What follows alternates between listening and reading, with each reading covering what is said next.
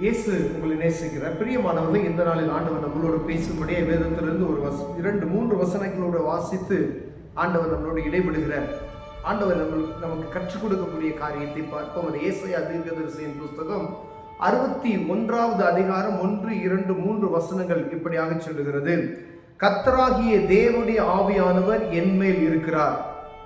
சிறுமைப்பட்டவர்களுக்கு சுவிசேஷத்தை அறிவிக்க கர்த்தர் என்னை அபிஷேகம் பண்ணினார். இருதயம் நொறுங்குண்டவர்களுக்கு காயம் கட்டுதலையும், சிறைப்பட்டவர்களுக்கு விடுதலையும், கட்டுண்டவர்களுக்கு கட்டவிழ்த்தலை கூறவும், கர்த்தருடைய அனுக்கிரக வருஷத்தையும் நம்முடைய தேவன் நீதியை சரிக்கட்டும் நாளை கூறவும், துயரப்பட்ட அனைவருக்கும் ஆறுதல் செய்யவும், சியோனிலே துயரப்பட்டவர்களை சீர்படுத்தவும், அவர்களுக்கு சாம்பலுக்கு பதிலாக சிங்காரத்தையும், துயரத்துக்கு பதிலாக ஆனந்த தைலத்தையும், ஒடுக்கின ஆவிகளுக்கு பதிலாக துதியின் உடையையும் கொடுக்கவும் அவர் என்னை அனுப்பினார். அவர்கள் கர்த்தருடைய மகிமையென்று நாட்டின நீதியின் விருட்சங்கள் எனப்படுவார்கள். பிரியமானவர்களே, அவர் என்னை அனுப்பினார். ஆண்டவர் ரட்சிப்பின் அனுபவத்தை உங்களுக்கும் எனக்கும் கொடுத்த நோக்கம் ஒன்று உண்டு. நீங்க ரட்சிப்பின் அனுபவத்தை நீங்கள் பெற்றிருக்கிறார்களா என்று முதலில் நாம் பார்க்கும்படியாய் ஆண்டவர் உங்களோடும் என்னோடும் பேசுகிறார். நான் கிறிஸ்தவனாய் இருப்பது நிமித்தமாய் நான் ரட்சிப்பின் அனுபவத்தை முழுமையை அடைந்து விட்டேன் என்பது அல்ல. ஆனால் ஆண்டவரை விசுவாசிக்கிற, அவரை அறிந்து கொண்ட ஒவ்வொருவருக்கும் ஆண்டவர் சொல்லுகிற இந்த வார்த்தை, அவரே இதை சொன்னார்.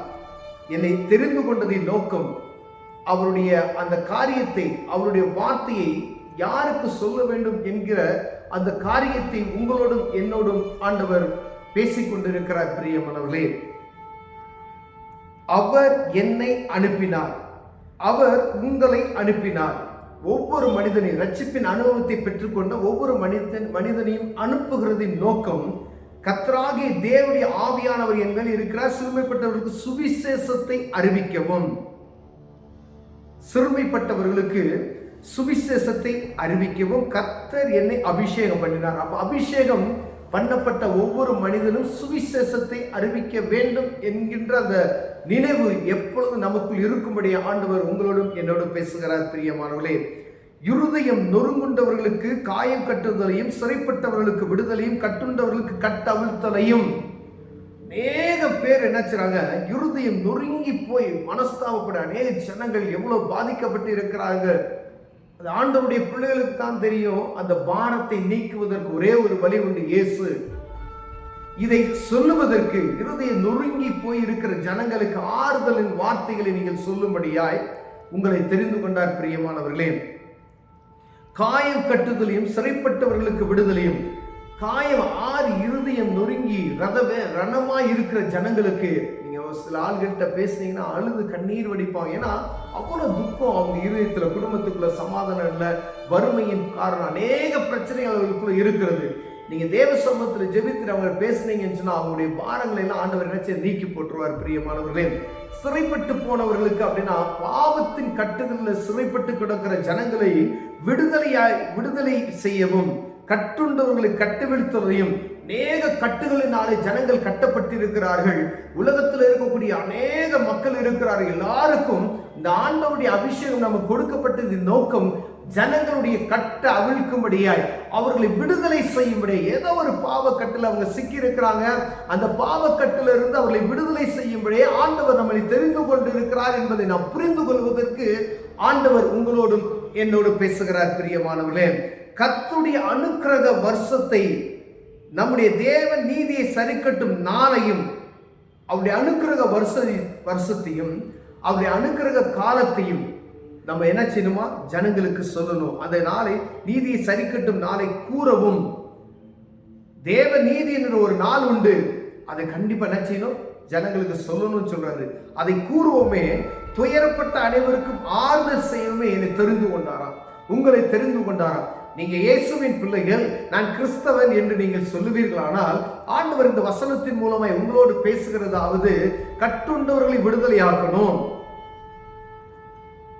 அடிமைப்பட்ட ஜனங்களை விடுதலையாக்கணும், ஆண்டவருடைய அனுக்கிரக வருஷத்தை தெரிவிக்கவும், நியாயத்தீர்ப்பு நாளை அவர்களுக்கு கூறவும், ஏன்னா நாம் மட்டும் தப்பிச்சு கொள்ளணும் அப்படின்றது அல்ல, எல்லா ஜனங்களும் இந்த நியாய தீர்ப்பு நாளில் தப்பித்துக் கொள்ளும்படியாய், இப்படி ஒரு நியாய தீர்ப்பு உண்டு என்பதை புரிந்து கொள்ளும்படியாய் எல்லா ஜனங்களுக்கு கூறவுமே ஆண்டவர் நம்மளை தெரிந்து கொண்டார் என்று வேதம் சொல்லுகிறது. பிரியமானவர்களே, அவர்களுக்கு இப்படிப்பட்டதான ஜனங்களுக்கு சாம்பலுக்கு பதிலாக சிங்காரத்தையும், துயரத்துக்கு பதிலாக ஆனந்த தைலத்தையும், ஒடுங்கின ஆவிக்கு பதிலாக துதியின் உடைய கொடுக்கவும், சாம்பலுக்கு பதிலாக சிங்காரம். ஆண்டவர் பாருங்க, பாதிக்கப்பட்ட எல்லா ஜனங்களுக்கு நீங்க அவர்களுக்கு ஒரு மாறுதலான ஒரு காரியத்தை செய்யும்படியாவே உங்களையும் என்னையும் தெரிந்து கொண்டிருக்கிறார். பிரியமானவர்களே, இந்த வசனத்தை ஆண்டவர் கர்த்தருடைய பிள்ளைகளுக்கு எழுதி வைத்திருக்கிறார். நீ ரட்சிப்பின் அனுபவத்தை பெற்றுக்கொண்டு விட்டாயா? ஒரு அபிஷேகத்தை நீ பெற்றுக்கொண்டு விட்டாயா? பரிசுத்த ஆவியின் அபிஷேகத்தை பெற்றுவிட்டு நீ சும்மா இருக்கக்கூடாது. நீ போய் இப்படிப்பட்ட ஜனங்களுக்கு நீ ஆண்டவருடைய வார்த்தையை சொல்லி கட்டப்பட்ட ஜனங்களுக்கு விடுதலை செய்வாயாக. இருதயம் நொறுங்குண்ட ஜனங்களுக்கு அந்த இருதய பாரத்தை விட்டு நீக்கும்படியாய் ஒரு அற்புதம் ஒரு உண்டு என்று, அற்புதமான இயேசு உண்டு என்பதை அவருக்கு சொல்லும்படியாய் உங்களோடும் என்னோட பேசுகிறார். பிரியமானவர்களே, நான் மட்டும் இயேசுவை அறிந்து கொண்டேன், நான் மட்டும் சுகோபோகம் வாழ்ந்தா அந்த நரகத்தின் காரியத்துக்கு தப்பித்து பரலோக ராஜ்யத்துக்கு ஏற்ற காரியங்கள் நான் மட்டும் செய்துட்டு இருந்தா மாத்திரம் போதாது. இப்படிப்பட்ட பாதிக்கப்பட்ட ஜனங்கள் அநேகம் பேர் உண்டையா, அவர்கள் எல்லாம் நீ விடுதலை செய்யும்படியாகவே உன்னை நான் அபிஷேகம் பண்ணினேன், உன்னை தெரிந்து கொண்டேன், என்னுடைய நாமத்தை நீ புரிந்து கொள்ளும்படியாய் அவர் உன்னை முன்குறித்தார். நீ போய் மற்றவங்களுக்கு, பாதிக்கப்பட்டு இருக்கிற ஜனங்களுக்கு, கட்டுண்ட ஜனங்களுக்கு, பாதிக்கப்பட்ட அநேக பாவத்தின் பழியில் சிக்கி இருக்கிற ஜனங்களை மீட்டுக் கொள்ளும்படியாய் இந்த இயேசு என்ற நாமம் உண்டு என்பதை ஜனங்களுக்கு சொல்லுவதற்காகவே உன்னையும் என்னையும் தெரிந்து கொண்டிருக்கிறார். பிரியமானவர்களே, ஆணாக இருக்கலாம், பெண்ணாக இருக்கலாம், ஆண்டவருடைய அபிஷேகம் இருந்துச்சு அப்படின்னு சொன்னா ஆண்டவர் அழைத்த இந்த நோக்கத்தை மாற்றாதபடிக்கு அதை புரிந்து கொள்ளணும். யாரோ தான் சொல்லுவாங்க, ஊழியர்கள் இருக்கிறாங்க, அவங்க சொல்லுவாங்க, அபிஷேகத்தை பெற்றுவிட்டீர்கள் என்றால் உங்களுக்கு ஒரு கடமை உண்டு என்பதை மறந்து போய்விடாதீர்கள்.